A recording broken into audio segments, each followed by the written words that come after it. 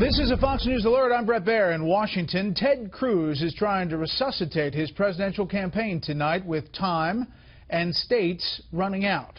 The big news today, that former presidential candidate and businesswoman Carly Fiorina would be his choice on a possible GOP ticket. Now the question, will the move the needle in must-win Indiana for Cruz? The Cruz announcement comes as Donald Trump celebrates a huge delegate haul in Tuesday's primaries and begins his effort to try to establish his foreign policy credentials.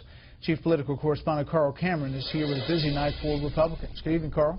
Hi there, Brett. Well, Ted Cruz is throwing a bit of a Hail Mary, telling Republicans that if they nominate him, who his running mate will be before the primaries are even over. That's fairly rare if it's ever even happened. Most of the time when such a thing happens, it's at the actual contested convention, and that's still 2.5 months away. The nomination, as it were, his acknowledgement that Carly Fiorina would be his running mate is meant to, one, sort of erase the memory of Donald Trump's big 5-state win last night, which keeps him on a path as able to be able to win the 1,237 delegates necessary for the nomination before the actual convention in Cleveland in July. And it gives Cruz another potent weapon. Carly Fiorina distinguished herself as able to really go after Hillary Clinton when she was a candidate for the presidency or the Republican nomination. She didn't last all that long. After the first primary in New Hampshire, she dropped out of the race, and she was one of the first rivals to actually endorse Ted Cruz. So she's been campaigning with him for quite some time, and the question is, can this move, if it does sort of take away the story from Trump's wins last night, whether or not it'll give enough juice for Cruz to win in Indiana, which votes now 6 days from now, and really has the potential to be decisive. If Cruz cannot win Indiana, then Donald Trump does. It puts him way closer to being able to clinch and really hard to stop in terms of momentum. Carl, obviously the Trump camp is calling this desperation, but inside the Cruz campaign, what is the calculation on this move, and what are they saying strategically this helps them do? Well, for one thing, it's showing that Cruz has had the forethought and the presence of mind to plan the type of administration he would run and really get to work at it, as opposed to sort of taking it in a much more loose fashion as Donald Trump has.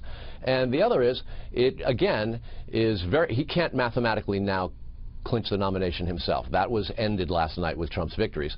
So this is an opportunity for him to show that he's willing to put it all on the table in order to stop Trump. Watch. I have come to the conclusion that if I am nominated to be President of the United States, that I will run on a ticket with my vice presidential nominee, Carly Fiorina. Hoping to shift attention away from Donald Trump's 5-state sweep last night, Ted Cruz in Indiana, where a huge showdown looms, tapped former rival turned supporter, former Hewlett-Packard CEO Carly Fiorina as his prospective running mate. Over and over again, Carly has shattered glass ceilings. Fiorina developed a reputation in a pair of strong debate performances for launching potent attacks on Hillary Clinton.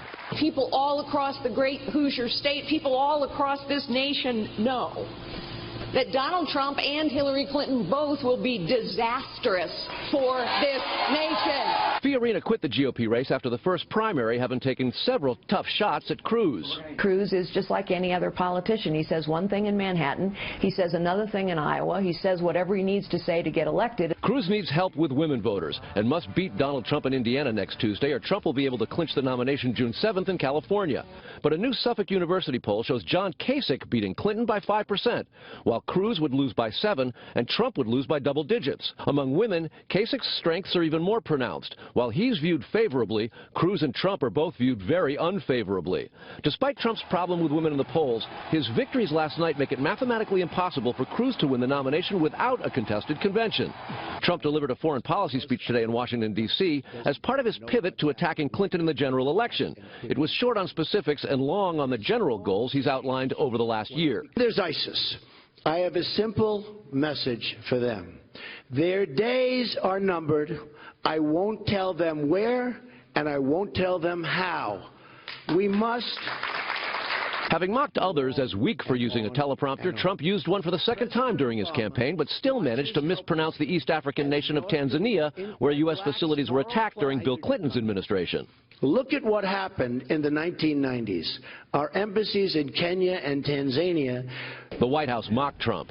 Apparently the phonetics are not included on the teleprompter. I consider myself the presumptive nominee. Trump dismissed attempts by some staffers to have him act more, quote, presidential. So why would I change? You know, if you have a football team and you're winning, and then you get to the Super Bowl, you don't change your quarterback. He accused Clinton of playing gender politics. The only card she has is the woman's card. She's got nothing else going. As part of a prospective ticket, Fiorina can now ramp up attacks on Cruz against Trump as sexist and Clinton as dishonest, among a variety of other things. 6 days to Indiana. Not clear that there's a lot of time for those things to actually stick, though. Thank you, Carl.